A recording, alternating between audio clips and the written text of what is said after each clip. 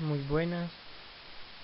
A continuación procederemos a explicar sobre los temas de ventiladores y bombas sumergibles por estudiantes inscritos en la materia de máquinas hidráulicas impartidas por el ingeniero Miguel Tomás Anaya. Esperamos que sea de su máximo entendimiento los temas a desarrollar. Comenzaremos hablando sobre algunas generalidades de los ventiladores. Se dice que los ventiladores se utilizan para incrementar la presión y generará el flujo de aire y otros gases en un sistema de flujo de gas.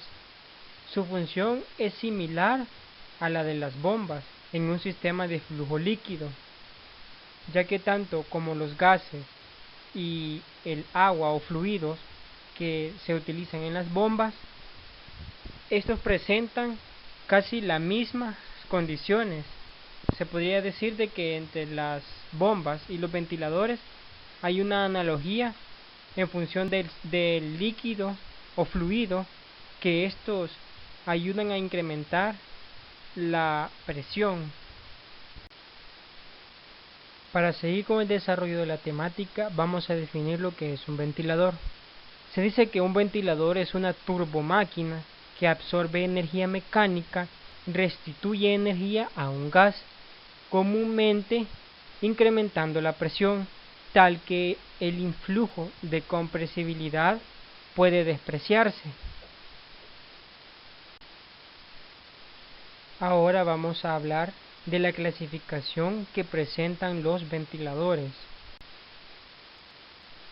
La primera clasificación que vamos a presentar será según la dirección del flujo. Como se pueden observar en las imágenes, hay distintos tipos de ventiladores, los cuales impulsan el fluido de distintas formas, las cuales se especificarán a continuación. En esa subclasificación existen lo que son los ventiladores axiales, ya que son aquellos en los cuales el flujo de aire sigue la dirección del eje del mismo. Se suelen llamar helicoidales, pues el flujo a la salida tiene una trayectoria con esa forma. Como se observa en la imagen, el flujo de aire entra en forma axial al eje de donde se disponen las aspas del ventilador y es impulsado de la misma forma. Procederemos a desarrollar algunos ejemplos de ventiladores axiales. Comenzaremos hablando sobre el ventilador helicoidal, como se muestra en la figura. Estos ventiladores son aptos para mover grandes caudales de aire con bajas presiones. Son de bajo rendimiento. La transferencia de energía se produce mayoritariamente en una forma de presión dinámica. Procederemos con la temática. Ahora hablaremos con los ventiladores de pala axial. Estos presentan un diseño de palas airfoil. Permiten obtener presiones medias y altas con buenos rendimientos. Las palas pueden ser fijas o de ángulo ajustable.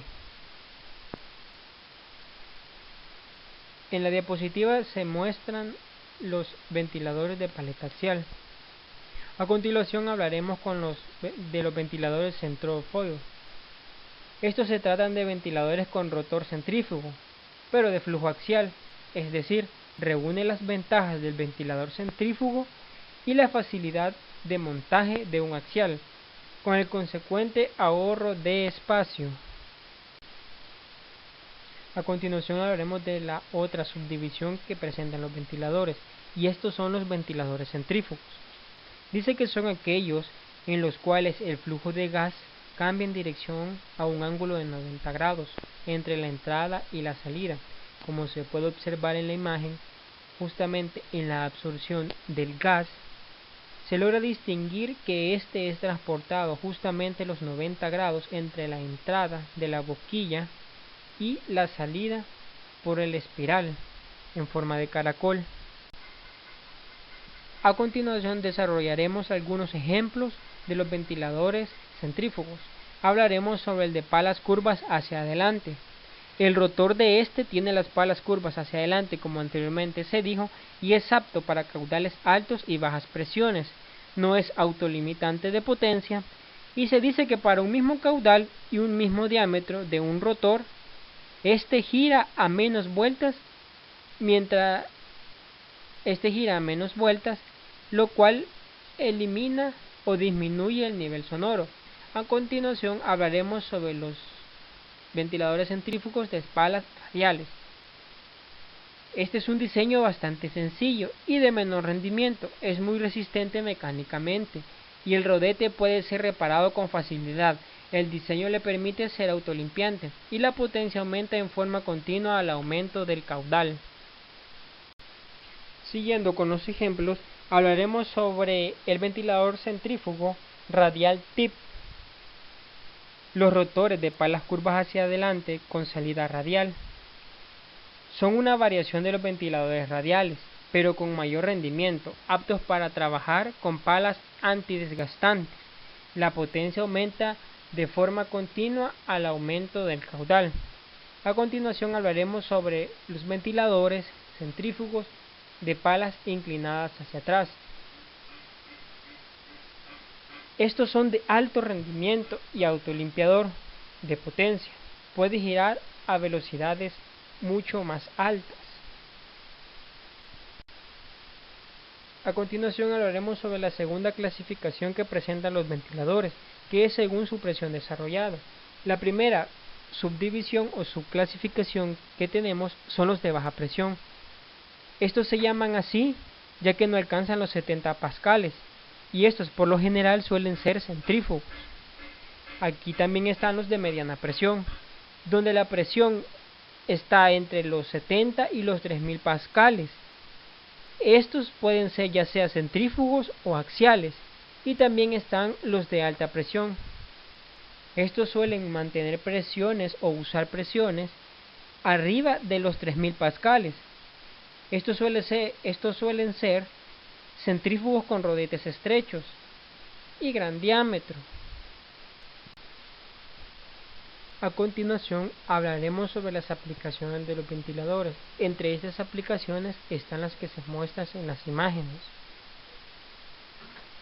Primero comenzaremos hablando sobre las aplicaciones que presentan los ventiladores centrífugos. Estos se utilizan para combatir el sobrecalentamiento, no solo de maquinaria sino que también de ambientes. Permiten que el personal sea capaz de permanecer en instalaciones con el uniforme adecuado, de manera cómoda y sin riesgos de sufrir algún choque por la temperatura. Entre otras aplicaciones que presentan este tipo de ventiladores está la aspiración de polvos, la aspiración de gases como se podrían ocupar en algunos tipos de minerías o en empresas químicas o petroquímicas. También sirven para atmósferas potencialmente explosivas, como hemos hablado anteriormente sobre las minas, las cabinas de pintura, las industrias alimenticias como por ejemplo los cereales, los secadores, calderas y hornos. También se pueden utilizar se utilizan en industrias de alimentos como refrigerantes y también, como anteriormente se dijo, en la climatización. Ahora procederemos a... Soy Tomás Cruz y a continuación hablaré sobre la selección de ventiladores. Anteriormente se habló sobre las aplicaciones y características. La selección de un ventilador implica elegir el que satisfaga requisitos de caudal y presión con la que debe circular los gases o cualquier otro fluido, actitud de la instalación y además determinar el tamaño, el número de revoluciones en las que debe girar el rotor, la potencia que debe ser entregada al eje, el rendimiento con el que funciona, la disposición de la transmisión, el ruido generado, entre otras cosas que puedan influir en la selección del ventilador. En las siguientes curvas características se presenta la curva de presiones estáticas que representan las pérdidas de carga, pérdidas totales y pérdidas dinámicas. También se presenta la curva de rendimiento del ventilador, donde P1 es la pérdida por presión total, la pérdida sub por presión estática, la P_D por presión dinámica. Podemos ver la curva de pérdidas dinámicas, la curva de rendimiento. En este punto tenemos el rendimiento máximo, tenemos la curva de pérdidas totales, la curva de pérdidas estáticas y tenemos que el punto N, que es el punto donde el trabajo es el ideal y el punto que debe coincidir con el punto de diseño, y es en el punto donde el rendimiento es máximo. También tenemos que el ventilador debe funcionar en un rango de B hasta A. En el caso del rango de B a C, es una zona demasiado inestable y el ventilador no estaría funcionando de una manera adecuada. Si disponemos de las curvas características del sistema, podemos encontrar de manera sencilla el punto de trabajo de un ventilador. Tenemos la característica de un ventilador. Tenemos la curva característica del sistema. Tenemos que al sobreponer las dos curvas, tenemos el punto N, o sea, el punto de trabajo, dada una presión y un caudal. Se presentan las curvas características de las bombas a continuación, que son indispensables disponer de estas porque los ventiladores son susceptibles de ser instalados para algún cálculo que se haga después. Tenemos que la curva A es una curva de centrífugo de alas radiales. Tenemos un ventilador B y su curva, que es un centrífugo de alas delante. Tenemos el ventilador C, que es un transversal, y esta es su curva. Tenemos D, que es un ventilador axial. Tenemos E, que es un ventilador helicocentrífugo. Y hablaremos sobre los ventiladores en serie. Los ventiladores centrífugos conectados en serie, la curva característica de la presión resultante es aproximadamente el doble de la curva del ventilador que se presenta. Entonces tenemos aquí que el flujo va en una sola dirección. Tenemos el ventilador 1, el ventilador 2, ambos están en serie. Tenemos una gráfica de presión versus caudal. Entonces tenemos que esta es la curva de las características de los dos ventiladores en serie, y esta sería la curva característica de un ventilador. Entonces tenemos que el ventilador 1, para obtener la curva característica del sistema con dos ventiladores, se duplica el caudal. Los ventiladores axiales acoplados en serie, donde ambos son iguales, y que a continuación se presentan las curvas representativas de las presiones estática y total. La presión resultante para el conjunto se obtiene sumando la presión estática del primer ventilador a la de presión total del segundo. En todo momento el caudal será el mismo, siendo el que brindaría un solo ventilador. Entonces tenemos aquí que este es el ventilador 2, tenemos el ventilador 1, y tenemos las curvas de los sistemas, y estas serían las pérdidas estáticas del sistema que estamos evaluando. Ventiladores en paralelo. Ventiladores distintos en paralelo. Dos o más ventiladores se acoplan en paralelo cuando aspiran del mismo lugar y descargan hacia el mismo sentido en la canalización, uniendo allí sus caudales. La curva característica resultante de los dos ventiladores se halla sumando los caudales correspondientes a cada presión. Tenemos entonces el ventilador 1, ventilador 2. Tenemos la curva del sistema de canalización y tenemos la curva de los dos ventiladores en paralelo. Ambos son distintos. Ventiladores iguales en paralelo.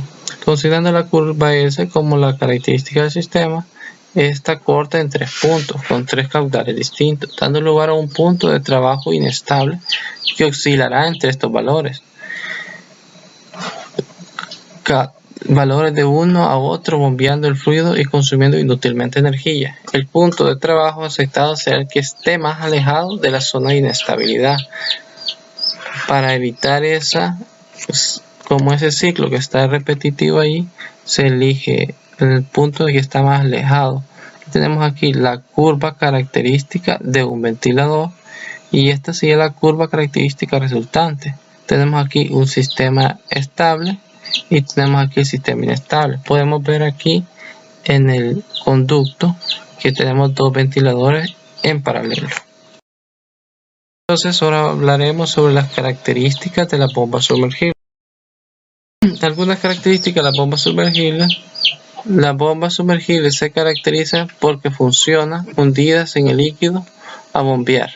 La presión del nivel del líquido y además el empuje del motor permiten crear una gran fuerza de salida. Las bombas son más económicas que las bombas de eje, tienen menor tamaño y son muy flexibles en cuanto a su uso. Podemos ver la bomba casi completamente hundida. Esto puede hundirse completamente, la condición aquí no lo requería. Siempre son bombas eléctricas, ya que al estar sumergidos les impide funcionar con un motor de combustible. Son las más utilizadas por las grandes ventajas que ofrecen como portabilidad o posibilidad de instalarlas de manera fija. Son muy versátiles para bombear agua de pozos, piscinas o depósitos. Se introducen en el líquido a la mayor profundidad posible, saliendo a la superficie solamente el cable de corriente y la tubería de evacuación. En este caso tendremos el cable de corriente y tenemos la tubería de evacuación y vemos la bomba sumergible totalmente dentro del fluido a una gran profundidad.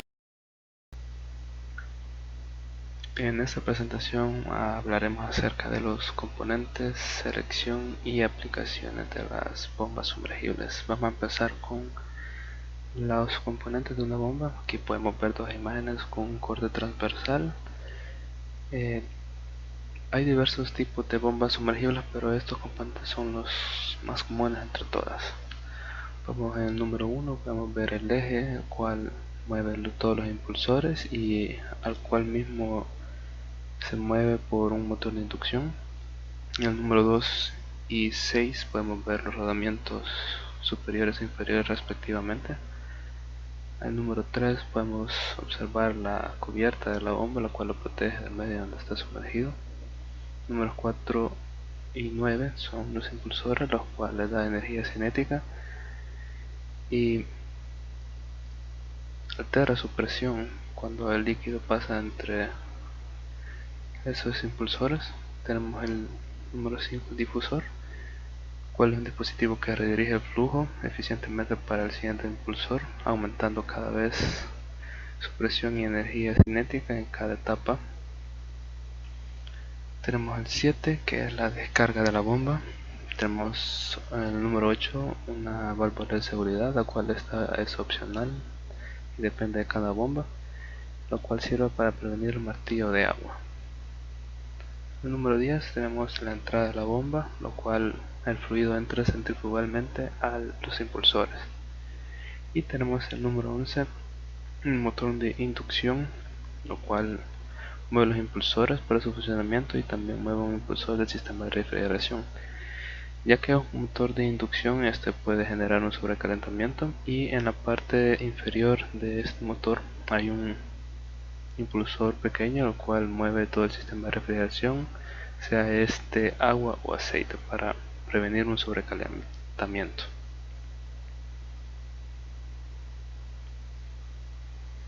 Para las aplicaciones tenemos las siguientes: pueden ocuparse en drenaje, bombeo de lodos, de aguas residuales, pozos de agua, pozos de petróleo, manejo de agua de mar, tratamiento de aguas residuales, lucha contra incendios, perforación de pozos profundos, riego, desagüe de minas, elevadores artificiales, plataformas de perforación en alta mar. Aquí tenemos un ejemplo, el cual se puede ver el funcionamiento de la bomba conectada a su respectiva tubería. Se puede ver que es un medio lodoso para evacuar del lugar. Aquí también podemos ver un trabajador que en algún momento en su construcción haya llovido y se estancó en algún lugar de la instalación, y es necesario bombear toda esa agua que se ha estancado. Tenemos un sistema de riego para productos agrícolas. Y ahora hablaremos de la selección de bombas sumergibles. Hay diversos factores, pero estos 4 son los más elementales, los cuales son el flujo de descarga máximo, que es el flujo máximo que la bomba está diseñada para generar. Este valor depende del sistema o del cabezal de presión en que se debe ingresar la bomba. Presión de descarga máxima, que es la presión máxima que la bomba está diseñada para generar. Los caballos de fuerza, ya sea en HP o en kilowatt. y el tamaño de descarga, que es el tamaño de conexión de descarga o salida de las bombas sumergibles. A continuación haremos un pequeño ejemplo sencillo. Aquí tenemos una instalación en la cual se nos ha dicho que tenemos que elegir una bomba. Podemos ver que la instalación es un pozo de agua que va a llevar el agua a un contenedor. Podemos observar que la subida vertical de la tubería son 122 pies arriba del nivel de la superficie.